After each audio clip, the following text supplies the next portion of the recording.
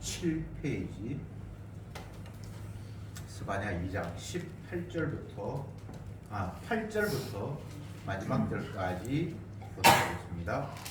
8절에 내가 모압의 회방과 암몬 자손의 후욕을 들었나니 그들이 내 백성을 회방하고 스스로 크서 그 경계를 침범하였느니라. 그러므로 만군의 여호와 이스라엘의 하나님이 말하노라. 내가 나의 삶을 두고 맹세하노니 장차 모압은 소돔 같으며 암몬 자손은 고모라 같을 것이라. 진례가 나며 소금 구덩이가 되어 영원히 함께하노니 나의 지친 백성이 그들을 노락하며 나의 남은 국민이 그것을 기업으로 얻을 것이라. 그들이 이런 일을 당할 것은 교만하여 스스로 크서 만군의 여호와의 백성을 회방함이니라. 여호와가 그들에게 두렵게 되어서 세상의 모든 신을 세잔케 하리니 이방의 모든 해변 사람들이 각각 자기 처소에서 여호와께 경배하리라. 구스 사람아 너희도 내 칼에 살육을 당하리라.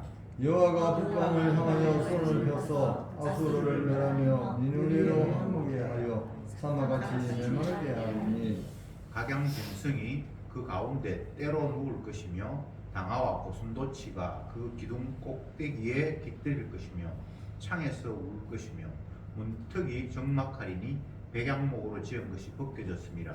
이는 기쁜 성이라 염려 없이 거하며 신중에 이르기를 오직 남아있고 나 외에는 다른 이가 없다 하더니 어찌 이같이 황무하여 그 짐승이 엎드릴 곳이 되었는고 지나가는 자마다 치수하여 손을 흔들리로다. 아멘. 아멘. 오늘 읽은 본문은 이스라엘 주변에 있는 나라 모압, 암몬, 구스, 아수르 이런 나라들이 교만하고 하나님을 알지 못했기 때문에 주께서 심판하신다라는 내용을 함께 읽었습니다. 선지자들의 예언, 성경에 나타난 이사야, 에레미야, 에스겔, 다니엘, 그리고 호세아, 요엘, 아모스, 오바다, 요나, 미가, 스가랴, 학기, 스가랴, 말라기 이 모든 선지자들이 한결같이 주님으로부터 받아서 전하는 계시의 내용은 뚜렷한 패턴이 있습니다.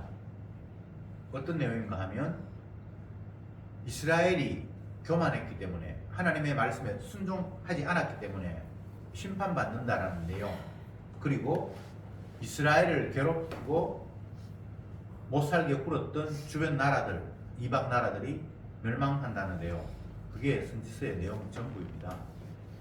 모든 내용이 분량이 차이가 있고 시대가 약간씩 달라서 그렇지 그 내용은 대동소이합니다.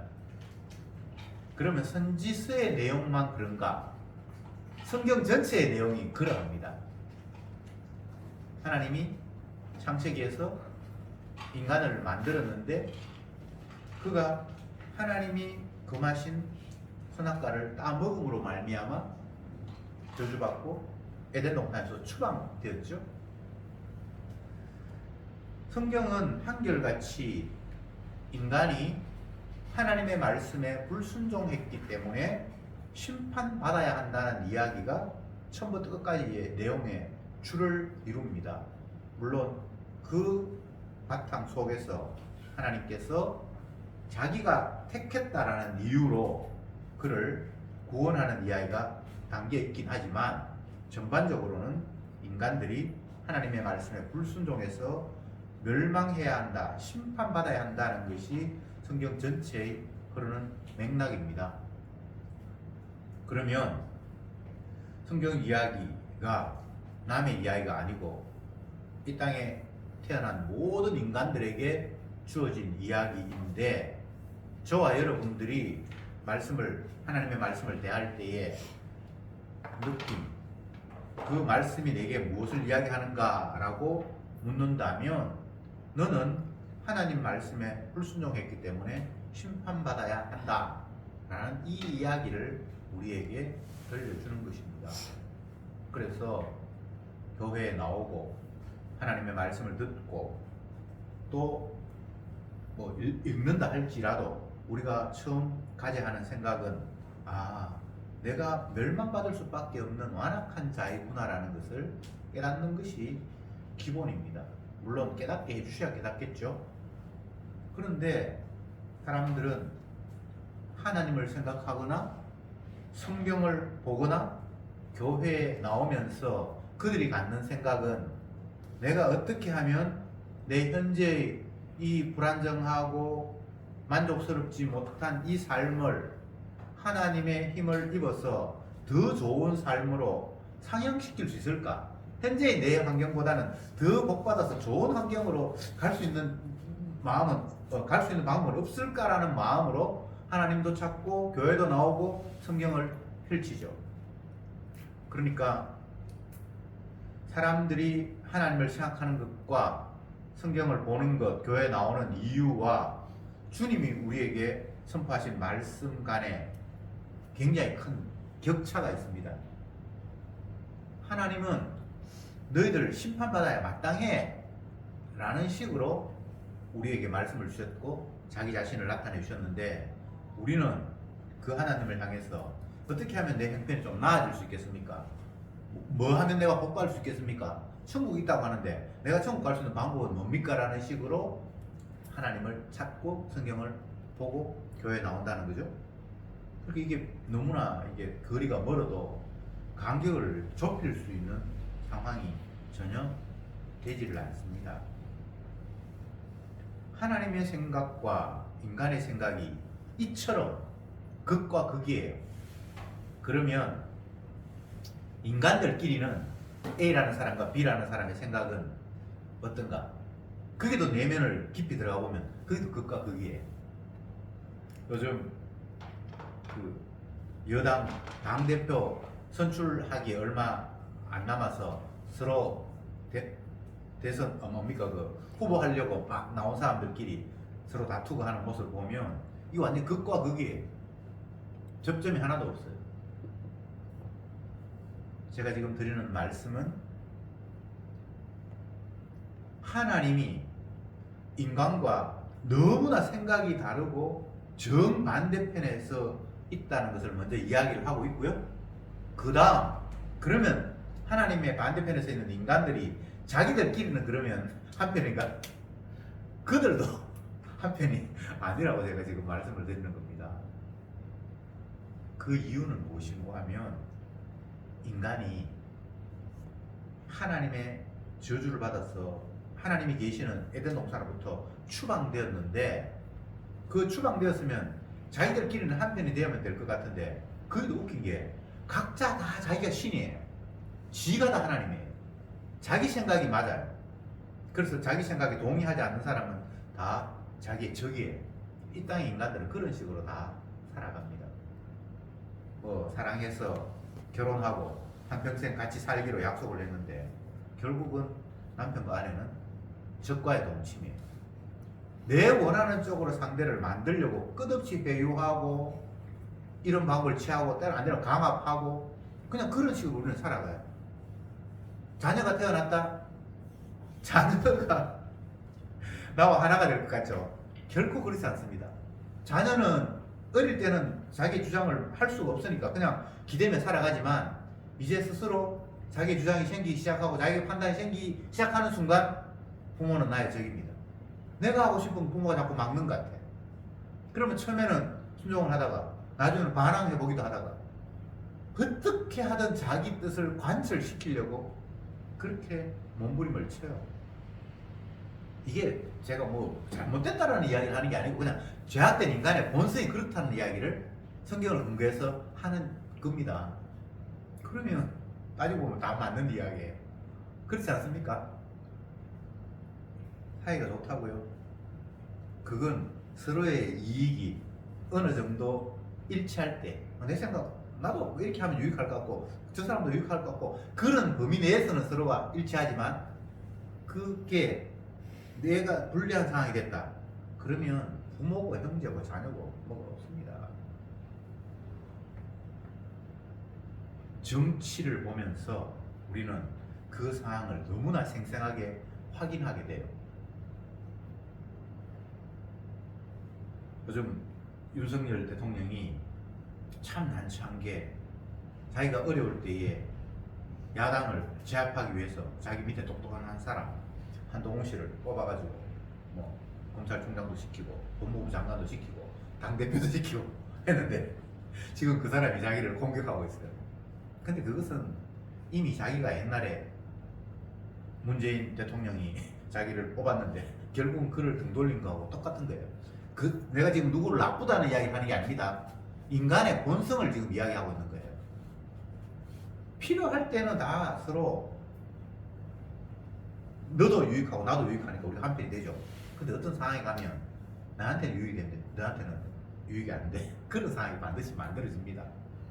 그러면 적이 됩니다. 오늘 본문으로 돌아가겠습니다. 8절에 내가 모압의 회방과 암몬 자손의 후욕을 들었나니 그들이 내 백성을 회방하고 스스로 커서 그 경계를 침범하였느니라. 모압이 거론되고 암몬이 거론됐는데 이들이 하나님의 백성을 못살게 굴었고 하나님이 경계를 지어준 그 국경선을 넘어서 침범했다라고 말씀을 하셨습니다. 우리가 이 말씀을 놓고 보면 지금 모압과 암몬이 하나님 앞에 심판받아야 된다는 이야기를 하면서 첫 번째 하는 이야기가 그들이 내 백성을 회방하고 후욕했고 뭐 욕을 했다 이 말, 욕하고 뭐 비난했단 말입니다. 그러면서 심지어는 그들이 하나님께서 내 백성 살려고 경계선을 이렇게 지어줬는데 그거까지 넘어섰다는 거예요. 그게 이들이 멸망받아야 될 이유예요. 그러면 여기에서 여러분들은 이스라엘도 아니고 모압도 아니고 암몬도 아니고 제3자 입장입니다. 대한민국이니까. 근데 이런 하나님의 말씀을 쉽게 하나님 화날만 하네, 아니면 모압이나 암몬들이 멸망받아야 당연하네, 이런 식으로 이 본문을 보면서 받아들일 수 있습니까?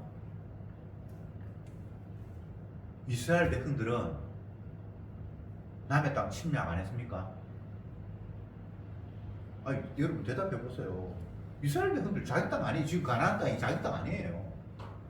그 살고 있는 사람들 다 몰아내고요, 죽이고 그렇게 해서 자기들이 차지했어요. 이건 역사적인 사실이잖아요. 그러면 모압이나 암몬 족속이 이스라엘 백성들 침범하면 안 됩니까? 그 경계 넘어서면 안 됩니까? 정말 인간의 입장에서는 하나님의 말씀이 이해가 안 돼요. 9절 봅시다. 그러므로 만군의 여호와 이스라엘의 하나님이 말하노라. 내가 나의 삶을 두고 맹세하노니 장차 모압은 소돔 같으며 암몬 자손은 고모라 같을 것이라. 찔레가 나며 소금구덩이가 되며 영원히 황무하리니 나의 기친 백성이 그들을 노략하며 나의 남은 국민이 그들을 기업으로 얻을 것이라. 하나님께서 자기 백성 이스라엘을 모압과 암몬이 괴롭히고 욕하고 침략하고 그렇게 해서 하나님께서 화가 나셔서 그들을 옛날 소돔 고모라 멸망하듯이 불로 심판하듯이 다 심판해버리고 그 땅을 소금 더미가 되게 하겠다. 그러면서 그렇게 해놓고는 그 땅을 자기 남은 백성에게 기업으로 주겠다, 이렇게 이야기를 하는 거예요. 하나님 참 공평하지 못하잖아요. 이스라엘 백성도 남의 땅 침략에 살았고 남들이 그를 이스라엘 침략했다 해서 하나님은 화를 내고 그들 빼앗아가 자기 백성들한테 그 땅을 주고, 이게 지금 이게 하나님이 공평한 하나님입니까? 내가 중심이 되어 있는 선악과를 다 먹고 난 이후에 내가 주인공이 되고 내가 원하는 대로 세상이 돼야 된다라는 이런 시각을 가지고 있는 인간의 입장에서는 하나님이 하시는 일이 너무나 형평성도 없고 말도 안 되는 일들을 폭군 중에도 이런 폭군이 없는, 그래서 하나님은 뭐 자기 편한테는 무조건 좋고 남의 편한테는 무조건 나쁘고 내 아들이 하는 일은 긍정하고 남의 아들이 하는 일은 부정하고 뭐 이런 꼴이잖아요. 이스라엘 백성들이 가나안 땅에 들어갈 때는 빈 땅이 아니었고 대대로 조상대대로 그들이 가나안의 7족속이 살고 있었잖아요. 성경에 그렇게 돼 있잖아요. 그럼 하나님이 그들이 그 땅에서 못 살도록 다 죽여버리고 그 땅 너희들이 차지해 살아라, 하나님 이렇게 얘기해 놓고는 이스라엘 백성들 누가 살겠다고 침략하니까 나쁜 놈 이렇게 이야기한다 이 말입니다. 제가 다시 말씀드립니다. 인간의 입장에서는 하나님이 하시는 일이 형평성도 어긋나고 말도 안 되는 지시를 하고 그 부분에서 왜 화를 냈는지 모르겠어요. 내 땅 백성을 침범했다. 그들을 욕했다. 그들의 삶을 해방했다. 그렇기 때문에 내가 그들을 향해서 소돔과 고모라를 멸망하듯이 불로 다 심판해 버리겠다. 그럼 가나안 땅을 이스라엘 백성이 침략했을 때는 왜 그렇게 남의 땅을 네가 왜 침략했냐 그렇게 말하지 않았습니까? 제가 지금 계속 제기하는 말이 이야기가 인간이 자기 중심으로 생각하기 때문에 하나님이 하시는 일에 불만이고 하나님이 말도 안 되는 논리도 안 맞는 폭군같이 그렇게 느껴진다는 이야기를 제가 지금 계속하고 있습니다. 10절에 그들이 이런 일을 당할 것은 교만하여 스스로 커서 만군의 여호와의 백성을 해방하였습니다. 그들이 그런 행동하는 이유 자체를 하나님이 교만이라고 규정을 했습니다. 교만이 뭡니까? 지가 하나님이 돼서 지가 원하는 대로 하려고 하는 게 교만이에요. 하나님은 따로 계세요. 그분만이 당신이 기쁘신 뜻대로 할 수 있어요. 내가 너를 지금 여기에서 모압과 암몬인데 심판받는다는 사람들이 모압과 암몬의 조상은 아브라함의 조카 롯이에요. 롯이 딸과의 관계성 속에서 모압과 암몬이 생겼거든요. 근데 하나님이 소돔과 고모라를 멸망하실 때 모압과 그 두 딸을 건져냈어요. 그런데 어느 시점에 와서 이제 후손들을 너희들은 내 백성을 괴롭혔으니까 내가 너희들을 옛날 소돔과 고모라처럼 내가 너희들을 소돔과 고모라에서 건졌는데 그 소돔과 고모라처럼 너희를 멸하겠다고 이렇게 말씀하셨어요. 그러면 옛날에 그 롯 그때 그냥 멸망시켜버리지. 그때는 건져놓고 나중에 그 후손이 와서 소돔과 고모라처럼 또 멸망을 해요. 그래서 인간의 생각으로 보면 하나님이 하시는 일이 너무 이게 뭐 말이 안 되는 것 같아. 왜? 내가 신이 되어서 내 중심으로 어떤 상황을 이해하기 때문에 그러는 거예요. 교만이 뭐라고요? 내가 하나님에 대해서 내가 원하는 대로 뭔가 바라보고 생각하고 행동하기 교만이에요. 내가 하나님 아니잖아요. 내가 원하는 대로 되면 안 되잖아요. 하나님 따로 계시잖아요.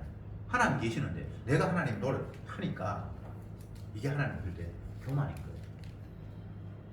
하나님은 나는 은혜 줄 자에게 은혜 주고 공률 여길 자 공률 여긴다. 그분이 하나님이고 그분이 만드신 분인데 나는 이건 천이 쓸 그릇으로 만들었고 이거는 귀하게 쓸 그릇을 만들었다. 그 하나님 입장에서는 아무 문제가 없어요. 자기 기쁘신 뜻대로. 나는 아브라함은 택했고 뭐 그러면 할 말이 없어요. 그런데 내 입장에서 생각해보니까 내가 아브라함이 아니라 그럼 하나님이 아브라함 사랑하고 나머지 다 미워한다. 그러면 나는 미움의 대상이 되는 거예요. 이때부터는 이제 뭐가 올라오기 시작을 하는 거예요. 어떤 인간도 주님이 하시는 일 앞에 아멘 하는 인간이 없습니다. 이스바냐의 공문 또 아니면 선지서들의 전체의 내용, 성경 전체의 내용 하나님이 인간을 심판하시겠답니다. 너희들이 내 말에 순종하지 않았기 때문에 내가 너희들을 심판하겠다, 죽이겠다라는 게 하나님의 말씀이잖아요. 그러면 그 심판의 대상이 된 인간이 그 하나님을 곱게 맞다 나는 심판받아야 되겠네 하나님 마음껏 심판하세요 하면서 해그를 사람이 없다 이 말입니다. 그 이야기 자체가 내가 내 중심이 돼 있다. 나 심판받으면 안 돼. 왜 안 되는데요?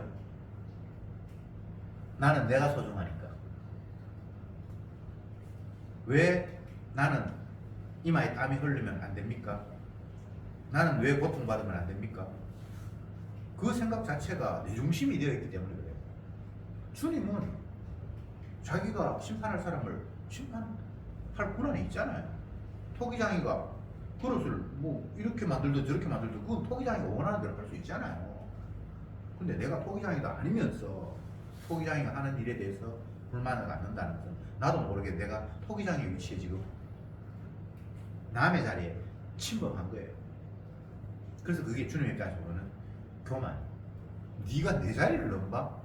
내가 신이고 내가 내 기쁘신 뜻대로 세상을 만들었는데 마치 네가 만드는 것처럼 네 뜻대로 돼야 되는 것처럼 지금 네가 내 자리에 지금 와 있잖아 라는 게 교만이에요. 그래서 주님이 심판하시겠다라고 말씀하셨습니다. 성경 중에 하나님께 심판하신다는 내용을 반대가 아니네요. 똑같은 의미로 제일 압축해서 말하고 있는 대표적인 성경 구절들을 제가 구약의 한 군데 찾고 신약의 한 군데 찾겠습니다. 구약에는 시편 2편 같이 한번 봅시다. 시편 2편 12절 마지막 절이죠. 같이 한번 읽어볼게요. 시작. 그 아들에게 입 맞추라. 그렇지 아니하면 진노하심으로 너희가 길에서 망하리니 그 진노가 급하심이라. 여호와를 의지하는 자는 다 복이 있도다. 하나님의 아들, 그 아들에게 입 맞추지 않으면 너희들은 다 하나님의 진노로 망한대요. 그 다음 신약의 대표적인 구절 고린도 전서 16장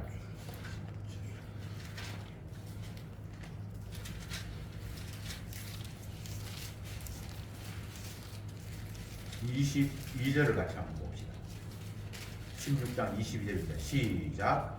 만일 누구든지 술을 못 찾습니까? 고린도전서 16장 22절 같이 읽어봅시다. 시작. 만일 누구든지 주를 사랑하지 아니하거든 저주를 받을지어다. 주께서 임하시니라.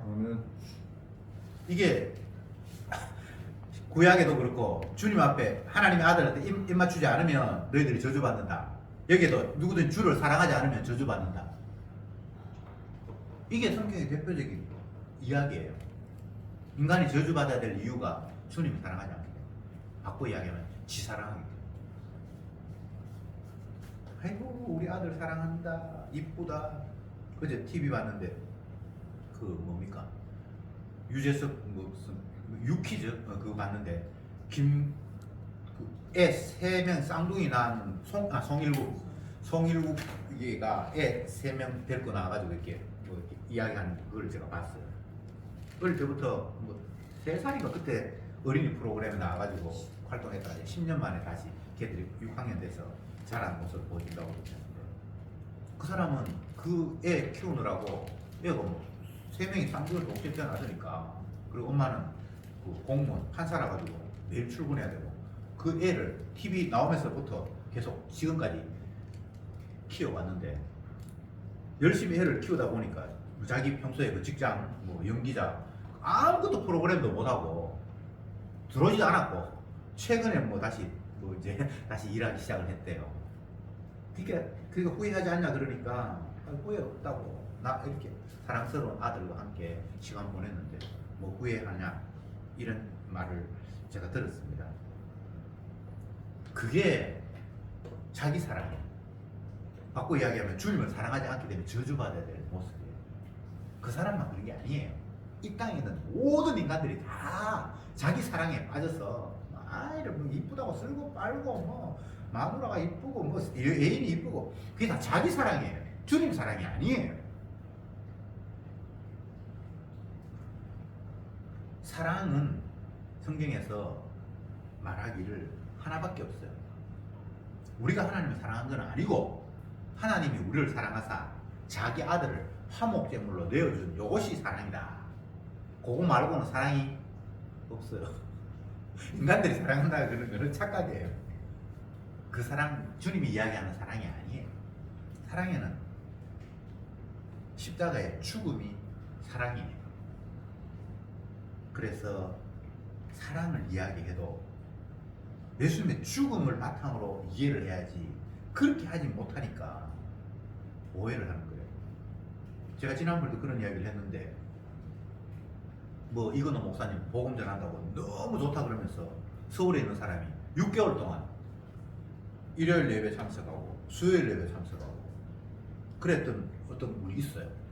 근데 6개월 후에 이건호는 이단이다 라고 하면서 첫 번째 내준 그건 이유를 이건호 목사는 사랑이 없다. 그 사람의 사랑은 인간들이 생각하는 쓸고 따듬고 아이고 멀리서 왔는데 수고하십니다 라면서 막 안아주고 이래야 자기는 사랑해. 근데 성경은 십자가를 이야기해요. 그분은 죽으나 사나 십자가입니다 라고 이야기를 하니까 지는 그게 십자가가 사랑이 아닌 거예요. 그래서 이단이 돼요. 복음 전하는 사람이. 성경의 모든 개념들은 인간이 생각하는 선악과 악한 것은 내 중심이 되어 생각하는 그런 개념하고는 전혀 다릅니다. 내가 신이 되었고 내가 가장 소중한 입장에서 사랑은 내 중심으로 나를 위해주고 내한테 도움이 되고 이게 사랑이지만 하나님의 사랑은 자기 아들을 십자가에 죽이시는 것만이 유일한 사랑이에요. 그래서 쓸데없이 사랑 타령을 교회 와가지고 그 따위를 하면 안 돼요. 그건 예수님하고 상관이 없는 사람들끼리 하는 이야기고 예수 믿는다고 주님 앞에 나온 사람들이 사랑을 그 따위로 이해를 하니까 복음이 아니라 사단의 이야기로 이단의 소리로 들릴 수밖에 없는 거예요. 예수님은 자기 사랑을 보여주기 위해서 이 땅에 사랑이 없다라고 규정을 하셨습니다. 고린도전서 13장에서 사랑을 잘 설명을 했는데 잘 아는 구절이지만 한번 봅시다. 고린도전서 13장 1절부터 제가 읽어볼게요.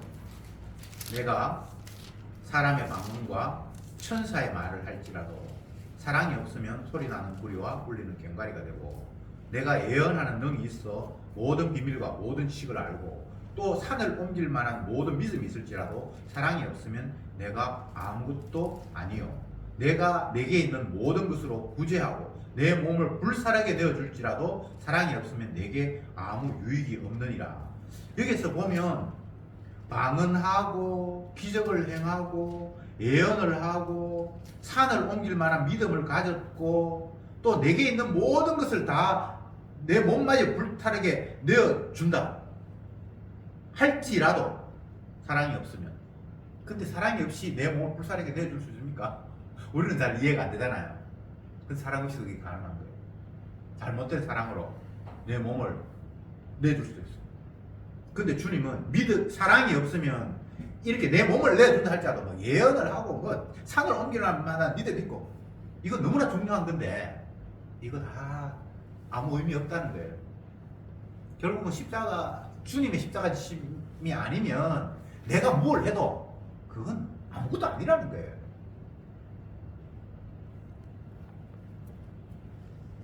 우리는 십자가 복음을 늘 말씀을 펴놓고 보고 확인을 합니다. 그런데 이게 주님의 은혜로 우리에게 와닿지 않으면 다른 식으로 해석되고 읽혀져요. 오늘날 수많은 교인들이 교회 다니고 성경을 읽고 하는 사람들이 십자가 중심이 아닌 다른 식으로 성경을 얼마든지 해석하면서 열심을 내고 충성을 하고 심지어는 자기 몸을 불사르게 내어주는 사람도 우리 주변에 있어요. 그런데 그것은 오늘 본문을 이야기하면 교만이, 자기 사랑이, 예수님 사랑하지 않아요. 우리가 성경의 대표적인 인간들의 모습을 하나님의 마음을 구약한 구절, 신약한 구절 읽었는데 시편에서 뭐라고 됐습니까? 2편 그 아들에게 입맞추지 않은 자는 하나님의 진노로 저주를 받는다고 했고 고린도전서 16장에서는 어떻게 되어 있습니까? 누구든지 주를 사랑하지 않거든 그 아들이죠, 그죠? 저주를 받아. 아주 단순하죠. 저주받는 이유가 소돔과 고모라가 저주받는 이유가 하나님을 사랑하지 않고 그 아들을 인정하지 않았기 때문에 저주받는 거예요. 그게 그렇게 살아가는 게 교만이에요. 표면적으로는 뭐 이스라엘을 해방했고 그들의 땅을 침범했고 뭐 여러 가지가 이야기했죠. 그러나 그건 다 구실이고 결과적으로 주를 사랑하지 않기 때문에 저주받아야 돼요. 그런데 이스라엘만 저주받는 게 아니라 이 땅의 모든 인간 앞에 벌써 이방인만 저주받는 게 아니고 앞에 벌써 이스라엘이 저주받는다는 이야기 먼저 했어요. 뒷부분에 가면 12절에 구스 사람아 너희도 내 칼에 살육을 당하리라. 13절에 여호와가 북방을 향하여 손을 펴 아수르를 멸하며 니누에로 황폐케 하여 사막같이 메마르게 하리니 각양짐승이 그 가운데 때로 누울 것이며 당화와 고슴도치가 그 기둥 꼭대기에서 기다릴 것이며 창에서 울 것이며 문득이 적막하리니 백향목으로 지은 것이 벗겨짐이라.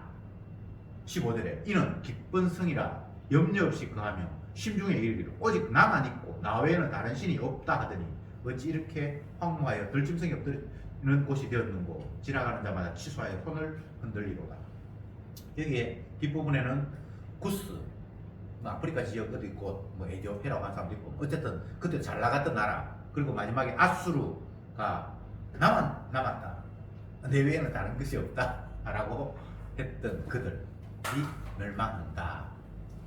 지금 스바냐 선지자가 예언했던 이 시대에는 아수르가 어느 정도 위치해 있는가 하면 이미 북쪽 이스라엘을 점령을 했고 남쪽 유다 두 지파밖에 안 남아 있는 상태에서 하는 이야기인데, 그 당시에는 아수르가 세상에 가장 잘 나간 나라였습니다.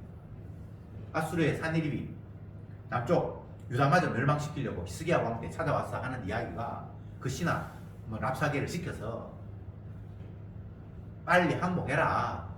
이 세상에 자기 신들이 자기 나라를 지킨 그런 애가 없다. 우리가 다 이겼다. 그러니까 빨리 너희들 여호와 그런 그따위 소리 하지 말고 우리 신한테 항복해라. 그렇게 큰 소리 쳤던 상황이 그 아수르였는데, 그 시점에 스바냐가 예언하기를 너희들 이미 교만해서 멸망할 거야. 그런데 만약 아수르가 이 스바냐의 예언을 들었다면 얼마나 콧방귀 끼겠습니까?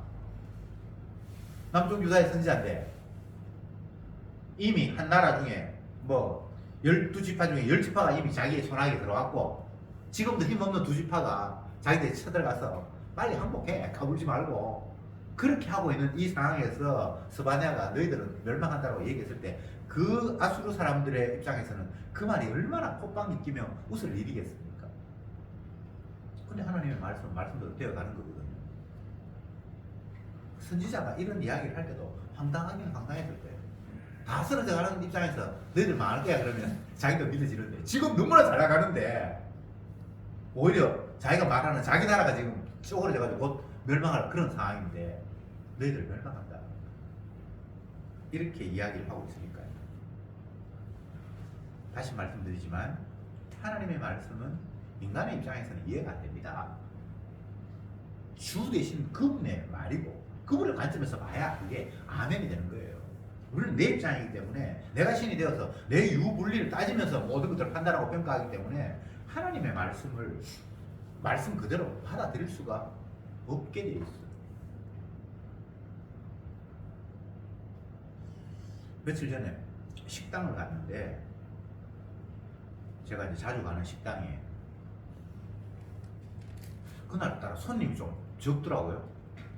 그래서 제가 생각을 했어요. 늘 가면서 이 정도 음식에 이 정도 값을 받는 거는 정말 저 사람들이 굉장히 많이 희생을 하는 것 같다. 내가 먹으면서도 이 정도 돈을 지불하고 먹는 게 좀 미안할 정도로 조금 값을 더 올려도 이 정도는 되겠다, 이렇게 생각하는 그런 식당이 있는데, 그날따라 손님이 너무 없어요. 그래서 마음속으로 생각하기를, 야, 이 사람들이 지금 이러다가 망하는 거 아닌가? 그럼 내가 예착하는 이 식당 하나 못 먹는 거 아닌가? 이런 생각이 슬쩍 들었어요. 제가 지금 드리고 싶은 말씀은 뭔가 하면, 내가 그 사람 식당 생각해서 그런 거 아니에요. 내가 즐겁게 맛있는 게 먹는데 만약에 없으면 내가 지금 손해니까. 그래서 어떨 때는 값을 좀 올려도 되겠다라는 그런 생각을 슬쩍 하게 됐어요. 그 값을 올리는 게 그 주인을 사랑했습니까? 아니죠. 근데 인간들은 그렇게 생각해요. 내가 좀 손해보고, 어쩌면 내가 값이 낮으면 나는 더 유익한 거잖아요. 공짜로 먹으면 제일 좋고. 근데 값이 올라가면 올라갈수록 저 사람이 유익한 거잖아요. 그래서 사람들이 나를 손해보고 저 사람에게 뭔가를 갖다, 그럼 저 사람을 사랑한 것처럼 생각해요. 맞죠? 근데 그 식당에서 내가 밥 먹겠다라는 내 사랑이거든요. 그 사람이 여기 자꾸 속고 있어요. 누구를 위해 했다, 뭐 어떤 사람이 굉장히 가쁜데 기부금을 많이 했다, 그러면 내 걸 저 사람한테 가면 굉장히 사랑인 것처럼 생각하잖아요. 그거 아니에요. 지 사랑하기 때문에 하는 행동이에요. 제가 어떤 사람이 이렇게 질문하셨습니다. 네가 그 사람 마음대로 맞나? 그 사람은 순수한 거거더라. 그 사람을 내가 알아서가 아니고 성경에 하나님이 인간을 그렇게 말씀하셨기 때문에 제가 하는 이야기예요. 인간에게는 사랑이 없어요. 이 땅에는 사랑이 없어요. 사랑은 하나님이 자기 아들 십자가에 못 박은 그것만 사랑이라고 성경에 이야기를 해버렸다니까. 그러니까 제가 큰 소리 치면서 이야기하잖아요. 인간에게 사랑이 없다고. 부모가 막 자녀 3세 3둥이 키운다고 뭐 쓸고 빨고 직장생활만 다 포기하고 그거 사랑인 것 같죠? 아니에요. 지사랑이에요. 그래서 저주 받는다고 성경에 이야기해요. 주를 사랑하지 않기 때문에 저주를 받는 거예요. 아들을 사랑했기 때문에 저주 받는 게 아니고 주 사랑에서 벗어났기 때문에 저주 받는 거예요. 이게 성경의 이야기예요. 자, 이제 결론으로 넘어갑시다. 왜 주님이 이런 식으로 세상을 규정하시고 말씀하시고 다스리시는가? 주님이 세상을 만드셨고 인간을 만드셨다면 모든 인간들이 하나님을 거부하도록 그렇게 만들지 말고 초반부터 순종할 사람도 만들고 거부할 사람도 만들어서 거부할 사람들은 지옥 보내고 순종할 사람은 순종했다는 이유로 천국 보내면 이미 깔끔하잖아요. 근데 주님이 만들어 놓고 자기 백성이라는 사람 이스라엘도 있고 이스라엘 아닌 사람도 있는데 이스라엘도 순종하지 않고 이들도 순종하지 않고 이스라엘도 멸망하겠다고 이들도 멸망하겠고 뭐 지금 뭐 하나님 뭘 하자는 겁니까? 우리는 하나님의 일하시는 앞에 계속해서 의문점이 생기고 뭔가 동의가 안 되는 뭐 복잡하고 좀 간단하게 일하시면 좋을 것 같은데 뭐 여러 가지 뭐 어쨌든 동의할 수 없는 일들이 계속해서 성경 읽을 때마다 뭐 세상 끝날 때까지 계속 지속될 거예요. 그 이유가 내가 내 중심으로 생각하기 때문이에요. 그 자체가 죄예요. 하나님이 하시는 일 앞에 의문점이 생기는 그 자체가 죄라고요. 그게 주님 앞에 불순종해서 내가 스스로 신이 되었던 선악과 따먹었던 일 때문에 일어난 현상이에요. 그런데 주님의 말씀이 은혜로 내 중심이 아니라 주님의 관점에서 보여지기 시작하는 일이 있는데 그 주의 영이 임한 사람들에게 해당되는 은혜예요. 그렇게 되면 아무 의문점이 없어요. 불만이 없어요. 하나님이 자기 기뻐지신 뜻대로 이렇게 하셨구나. 그래서 성령 안에서 주님이 이렇게 일하시는 이유를 설명을 하는데 그걸 그대로 이야기를 하면 이 세상은 하나님의 아들 예수 그리스도가 주다라는 사실을 보여주기 위해서 펼쳐졌고 그분의 사랑이 얼마나 대단한가 보여주기 위해서 그분은 자기 백성을 위해서 피 흘려야 하고 그 피를 흘림으로 말미암아 만왕의 주라는 사실을 온 세상에 다 선포하면서 자기의 주되심을 지금도 선포하고 계시는 그 일이 주님의 계획 속에서 그대로 펼쳐지고 있는 지금 현재까지 상황입니다. 그래서 주님의 관점에서 보면 세상이 잘 돌아가요. 당신이 언약하신 대로 잘 돌아가요. 다 멸망한다 그랬잖아요. 이 나라도 멸망하고 저 나라도 멸망하고 세상에 우리가 보는 모습이 하나님 말씀대로 멸망하는 모습이에요. 미국도 망하고 우리나라도 망하고 어떤 사람은 한국이 이따위로 정치해가지고 우리나라 망한다 그러는데 한국만 망하는 게 아니고요. 하나님 이 세상 전체를 다 불러 심판하도록 그래서 얼마나 이들이 완악한지 왜 심판받아야만 하는지를 보여주는 그런 증거물로 우리 앞에 지금 펼쳐놓았어요. 뭐 어떤 사람이 악하다 어떤 사람은 선하다 그러는데 선한 사람은 없고요. 다 악밖에 없어요. 세상에는. 예. 주를 사랑하지 않아서 그 아들에게 입맞추지 않아서 결국은 지 사랑해서 하나님 분노가 펼쳐질 공간 말고는 이 땅에는 다른 예외가 없습니다. 그게 주님의 일하심의 방법이고 그렇게 될 때만 오로지 주님의 자기의 주되심 자기의 능력이 온전히 드러납니다. 그 가운데서 만약 구원받은 사람이 있다면 그는 100% 주님의 희생의 공로가 거기에 담뿍 담겨 있어서 주님을 자랑하는 존재로 그냥 하나님 앞에 만들어진 겁니다. 그 자체가 구원받았음 그 자체가. 오늘 본문에는 내가 남의 이스라엘 백성들을 침범했던 그들을 다 멸망하고 그들의 땅마저 내 백성에게 주겠다라고 말씀하셨잖아요.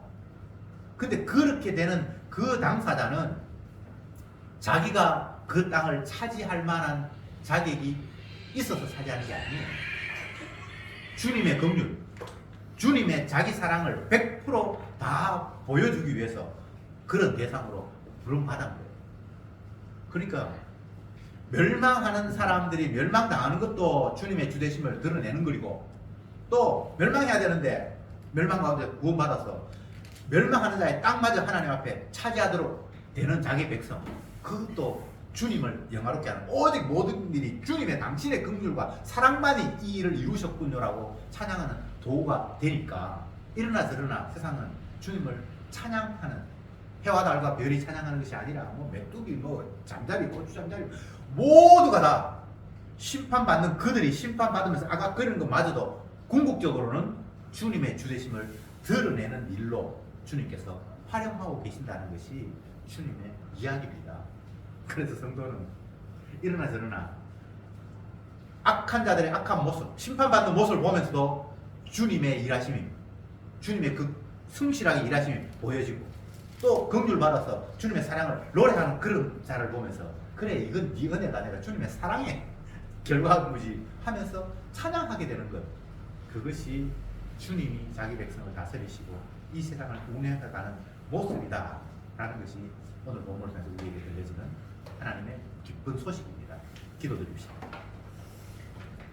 주님, 내가 주가 되어 내가 원하는 대로 뭔가를 해야겠다는 생각이 있을 때에는 온통 주변이 불만투성이고, 심지어는 하나님이 하시는 일마저도 너무나 화가 나는 그런 상황이 될 수밖에 없었는데, 주님의 관점에서 주의 말씀을 바라보니 무엇 하나 아멘 하지 않을 것이 없고, 모든 것들이 주님을 찬양하며 주님 뜻대로 이루어져 가는 모습이라는 사실을, 그래서 주 안에서 모든 것이 예만 되고 아니오는 전혀 없는 상황임을 깨닫게 하시니 참으로 감사합니다.